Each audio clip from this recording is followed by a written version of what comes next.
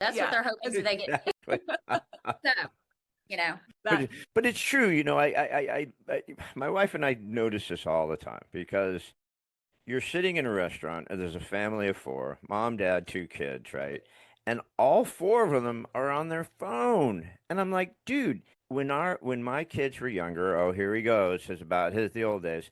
When my kids were younger, luckily we didn't have those cell phones, but it didn't matter. It's like our phones were off, the adult phones were off, no business calls. We sat down and that's how we got, like, what did you do today? You know, how was school? Did you get spitballs kicked at you again? I mean, what happened in your day? What are you doing? What's going on? You know, how's homework? I mean, do you still, have that the girlfriend at 5 years old? You know what I mean? It's like that was so important to just the family bonding and also your kids knowing they could come to you with anything because you were always talking to them. They felt comfortable talking to you.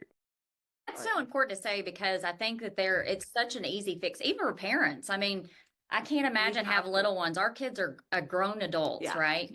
And I can't imagine having to have a conversation with my kid while she's, constantly not paying attention to me. Cause, for me, it was like hey, listen, I'm talking to you. I need you to look at me when I'm talking to you type situation. Mhm. Now parents are just like, okay, they're entertained. I'm good. And that's not the way we parent. I was really encouraged this morning. I saw something on the news about how this Gen Z, there's a whole group of these kids that are, I call them kids, they're young adults, but and some are kids, but anyway, they are really learning how to you know to get out of to put away the social media, to find ways to reconnect, to do things together over board games and telephone calls. And they're starting to make that different. They're unplugging from the social media and the electronics because there's so much research going into how that affects our brains and how it's changing us as people. And so there's a whole shift going to, let's get back to the basics. Let's learn how to shake people's hands and look them in the eye and